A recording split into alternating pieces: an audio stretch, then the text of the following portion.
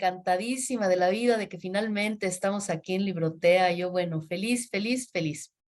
Mira, samovar es una palabra rusa que se refiere a la tetera, en donde se prepara esta bebida muy caliente que en Rusia es fundamental, es como si dijeras, no sé, el mate en Argentina, ¿no? Ese té negro ruso se hace en esa tetera especial que antes se calentaba con carbón y fíjate que funcionaba como el calentador de la casa, la estufa, ¿no? Se ponía en medio de la casa y ahí invitaba a acercarse a la intimidad, a tomar el té calientísimo para calentar el cuerpo, ¿no? Calentar el alma con la cercanía. Y entonces tiene un significado simbólico muy particular el samovar en todas esas regiones de Rusia.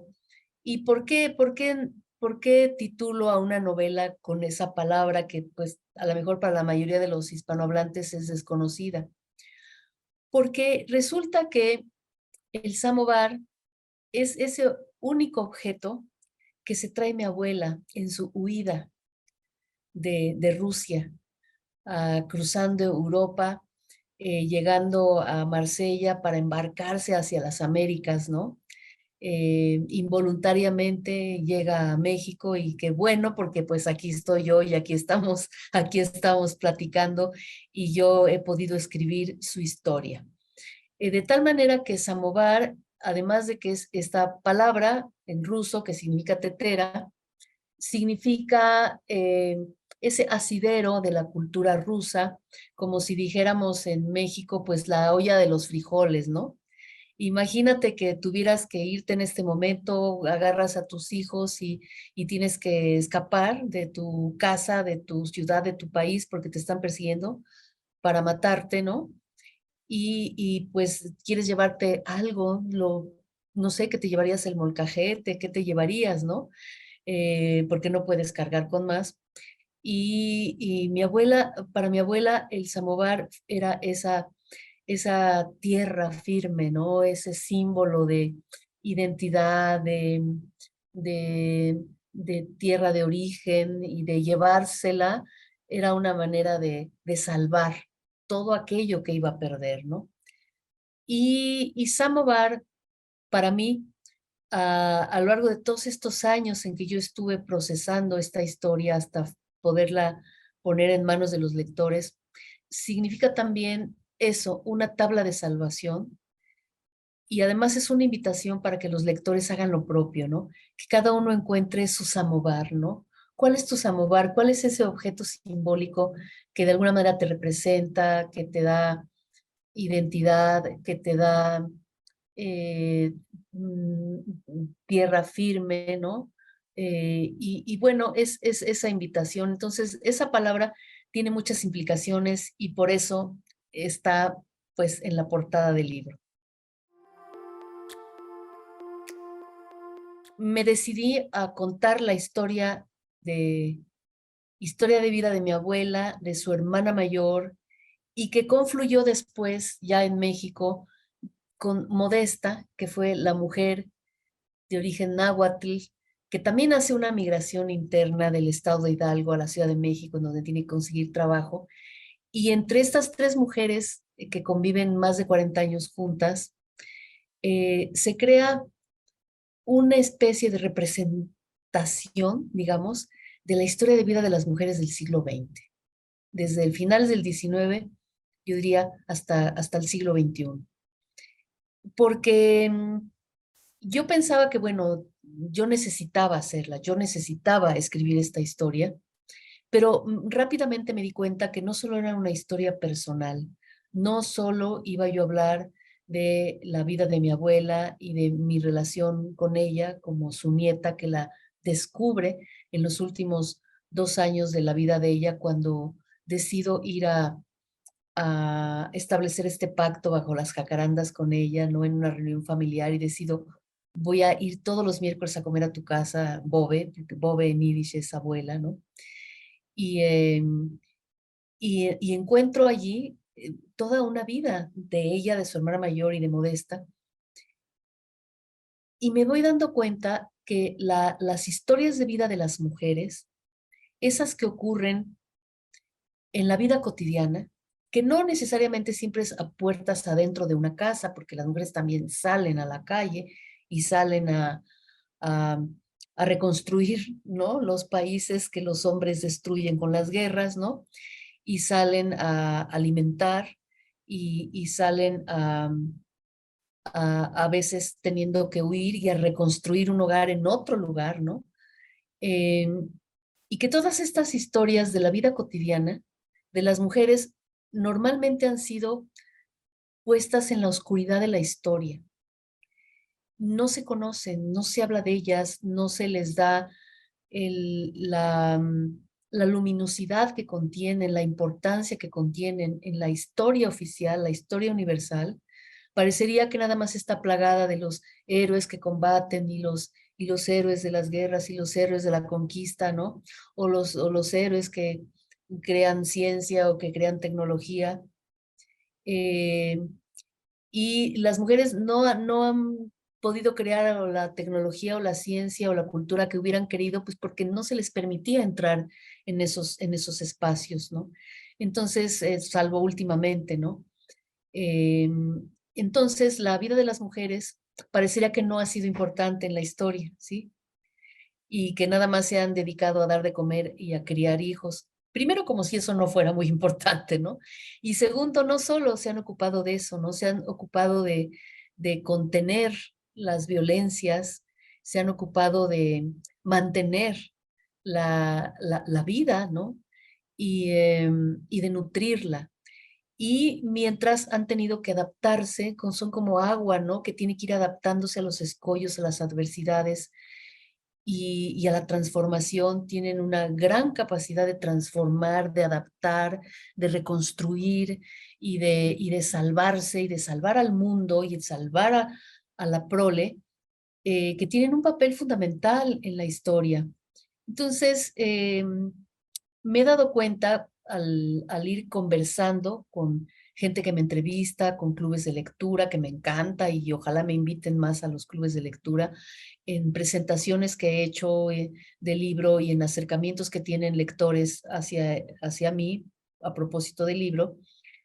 He acuñado este concepto, a ver cómo lo ves, ¿no?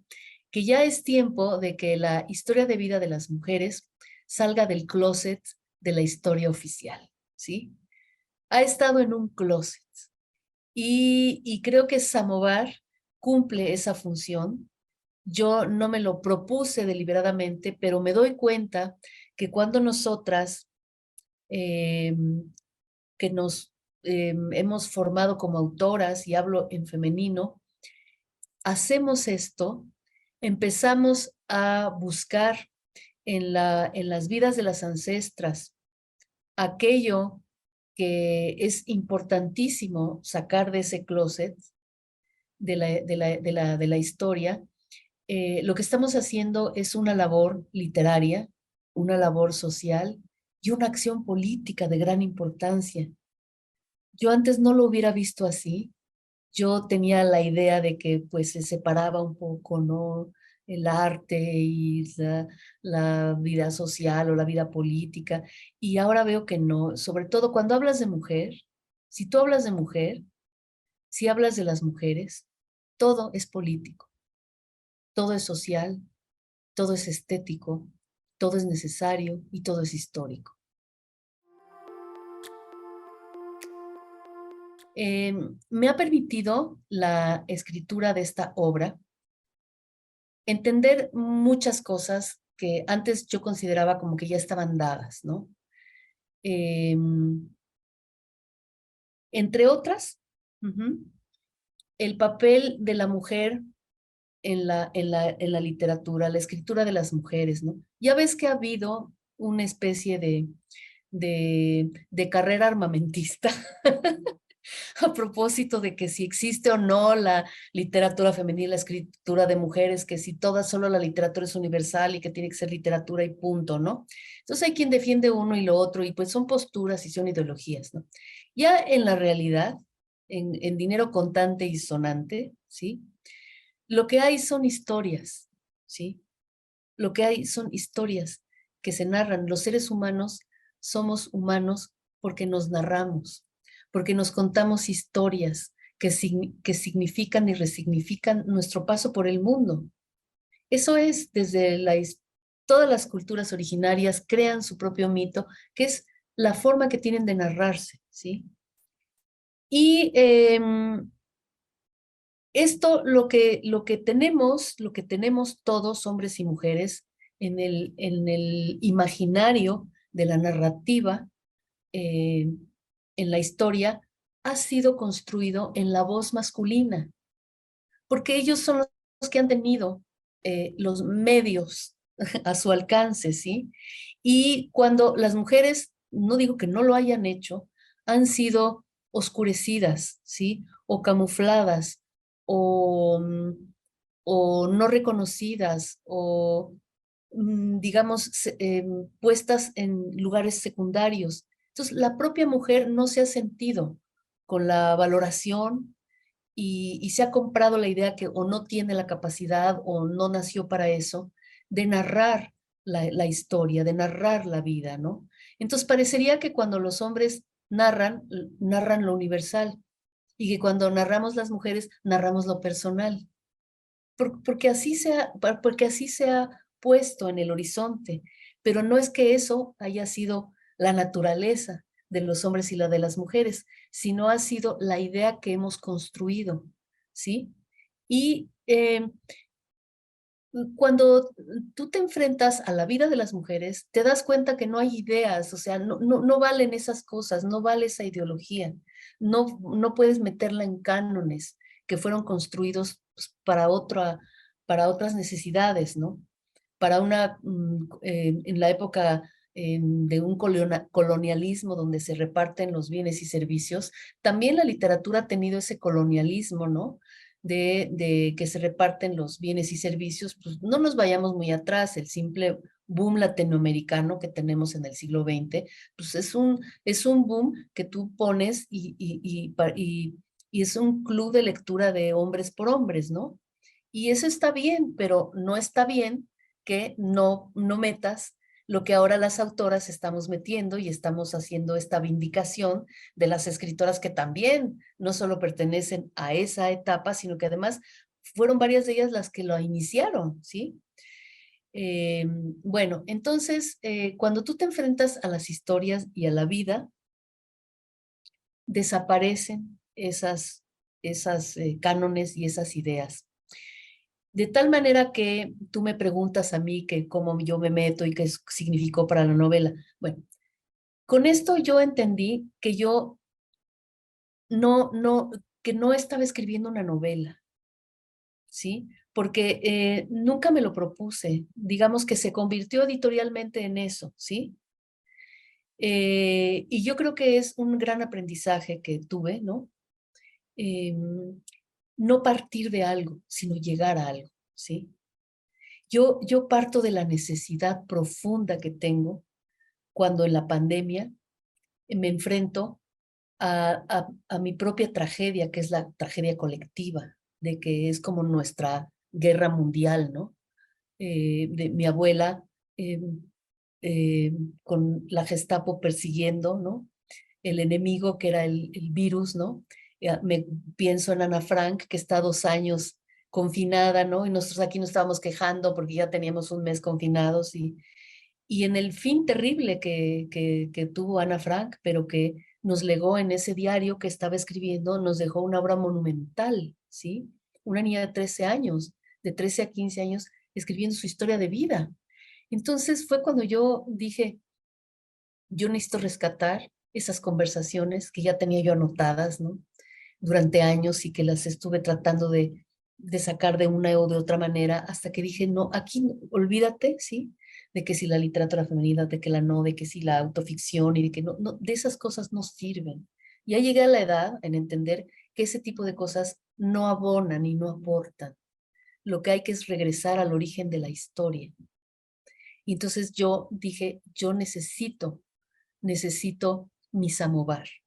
así como mi abuela se trajo su samovar y que pasó por un naufragio, pero la salvó, yo necesito mi samovar. Y mi samovar fue escribir la historia de mi abuela, ¿sí? Entonces, yo eso quería hacer.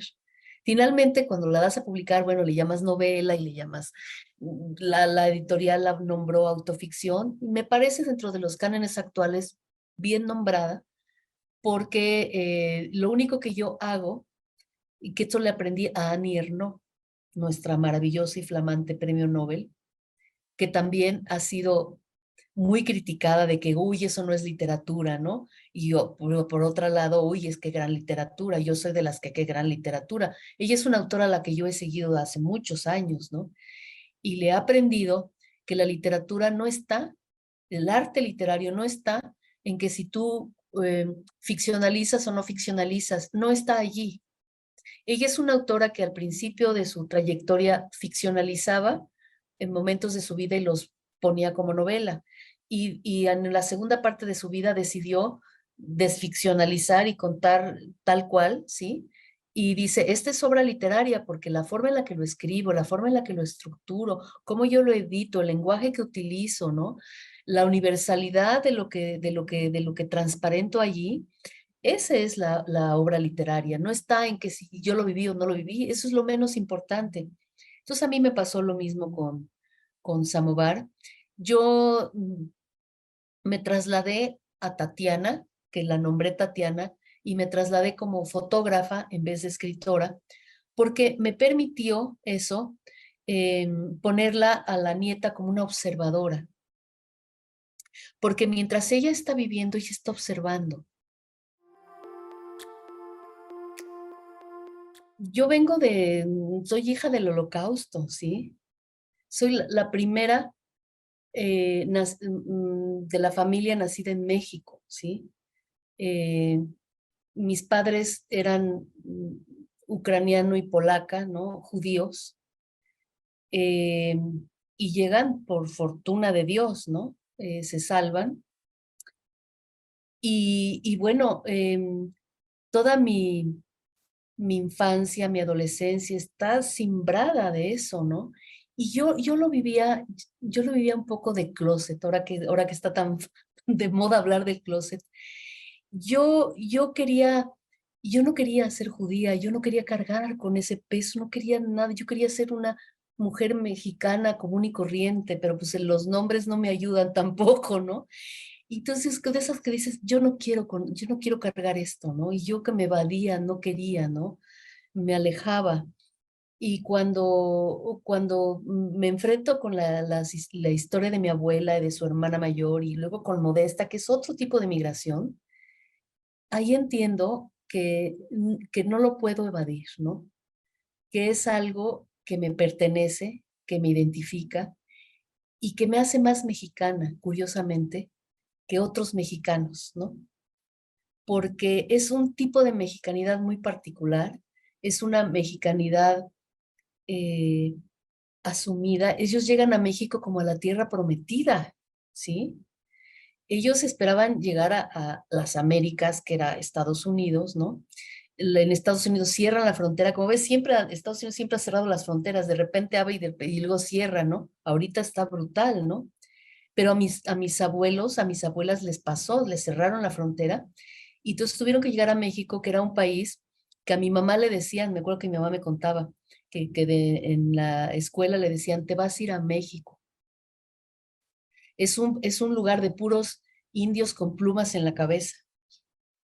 Se asustaba horrible mi mamá, no sabía ni de dónde iba a llegar.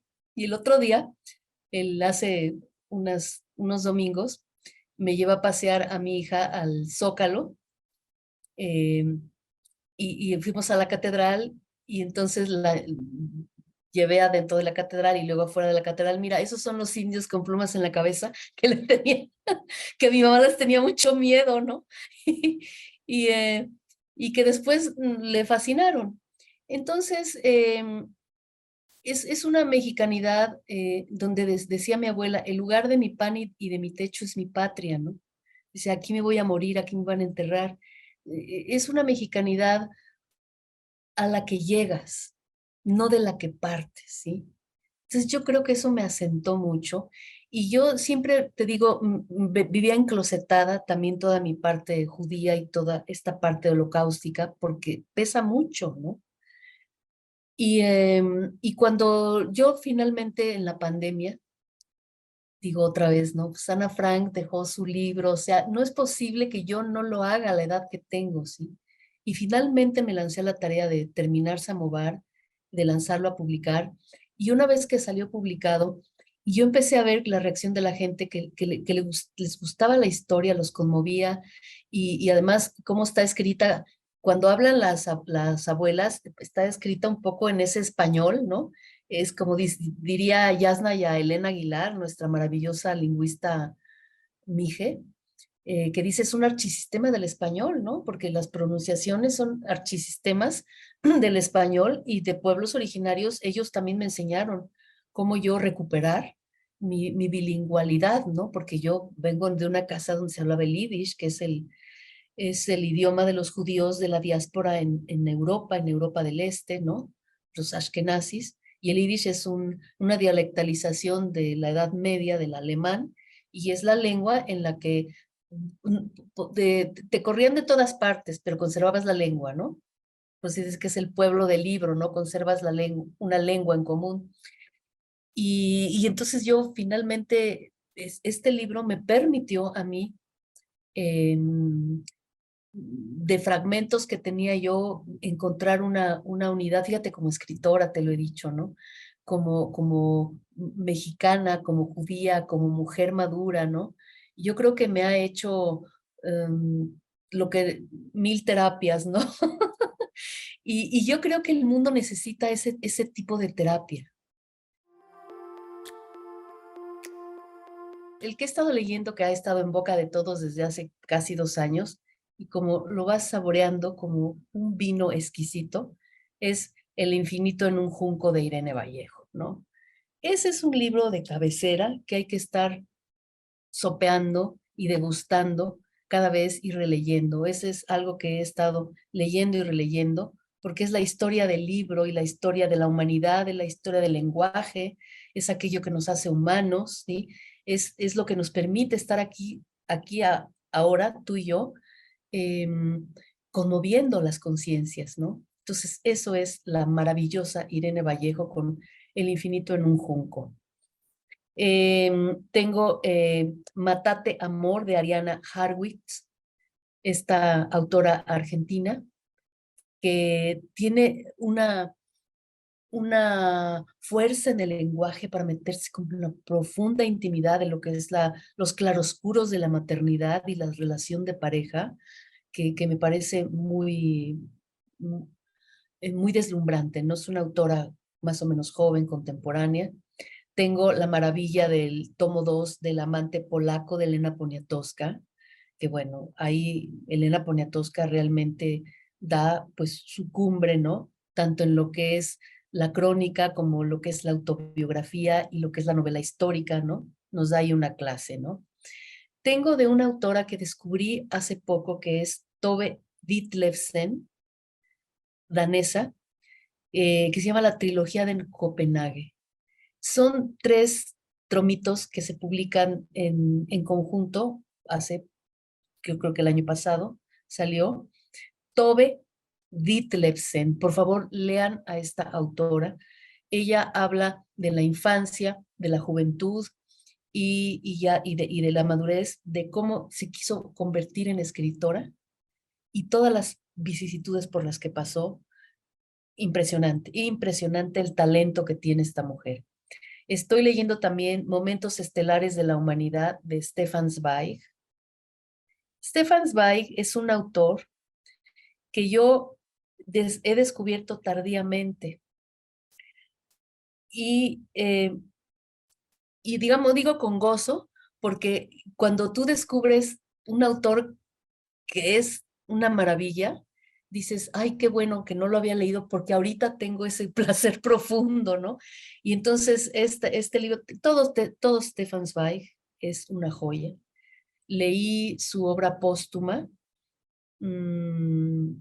que se publicó hace poco, y entonces he estado siguiendo leyéndolo, ¿no?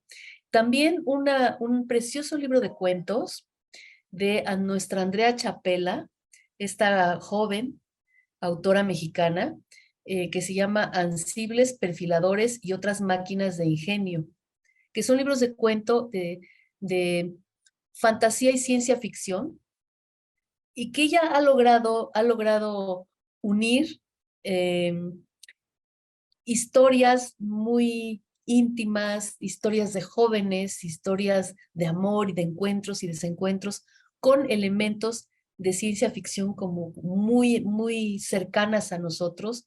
Y me ha gustado mucho cómo le ha dado solución a estos cuentos. Y fíjate que Andrea Chapela, yo la conocí por mi hija, que era su fan cuando mi hija tenía 12 años, ¿sí? Y descubrió por el internet el primer libro que puso en internet, Andrea Chapela, que vivía en España y tenía 15 años, que empezó a escribir a los 15 años de edad. Y yo por ahí la conocí, y yo ahora ya acabo de leer este libro que lo recomiendo mucho. Y tengo otro que me parece a mí una gran obra, que se llama Lady D, de Jennifer Clement, esta autora mexicana estadounidense. Y acabo de dar una clase de cine y literatura en la que analizamos esta novela que se llama Lady D, que habla de las desaparecidas, las niñas desaparecidas robadas en la región de la montaña de Guerrero, ¿no?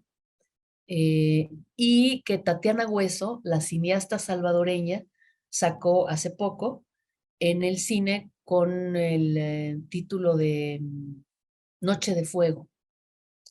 Entonces, si quieren hacer esta dupla de ver Noche de Fuego, está en Netflix, de Tatiana Hueso, y es una coproducción mexicana, salvadoreña, con Netflix, etcétera. Y la novela Lady D de Jennifer Clement, y hacer un análisis comparativo se me hace muy interesante. El acontecimiento, ahorita está muy fácil ya conseguir la obra de Annie Ernaux, la autora francesa que acaba de tener el premio Nobel. El acontecimiento, no tienes idea lo que es. O sea, te quedas boquiabierto, pasmado, electrizado por la manera de narrar un acontecimiento que tan común en las mujeres en el mundo, que es un aborto, pero la capacidad que esta autora tiene para meterse en los entresijos de la intimidad, de las sensaciones de las mujeres, y casi lo que no puedes nombrar, lo que nada más usas una interjección, que no tienes más palabras, ella tiene la capacidad de expresarlo con una nitidez y usar las palabras de tal manera que son un cuchillo que te toca las fibras. De eso, de hecho, ella habla de la escritura como cuchillo. Ya ves que Kafka decía que una obra no debe ser aquello que tú estás leyendo ahí al lado de la piscina bueno, pues qué rico, ¿no? Bueno, sí puede ser, pero pues eso es un entretenimiento. Pero la gran obra literaria debe ser como un hacha que corta los trozos de hielo, ¿no? De los témpanos, y crea ahí una revolución en el océano. Y Anir no toma, digamos, yo creo que no sé si lo tome de él, pero es un símil muy cercano, que la escritura debe ser como un cuchillo que va penetrando las capas, ¿no? No es que te corte, no te tasajea, pero te va penetrando las capas y las capas. Y yo creo que eso es lo que ella logra en este gran libro que es El acontecimiento. La maravilla del libro que se llama Hamnet, de Maggie O'Farrell, esta autora irlandesa, que también esta obra ganó premios hace 1 o 2 años. Es una obra nueva, Hamnet, que recrea la historia del hijo, de un hijo fallecido eh, de, de peste de Shakespeare, ¿sí? Y la recreación que hace de la época, de la historia de amor, ¿no? De la mujer y el esposo, y luego los hijos y la ternura y el desgarramiento de la pérdida de un hijo en una peste. Yo me estaba acordando de la pandemia, ¿no? También, ¿no? Ya impresionante. Y es una autora majestuosa. Entonces, aquí tienen, bueno, de verdad, y no es que esté recomendando los mejores, sino de lo que he leído últimamente, pues sí me salté algunos que no consideré pues tan relevantes, pero los que estoy recomendando, sí, cada uno de estos libros sí me he metido y los he disfrutado y los recomiendo ampliamente.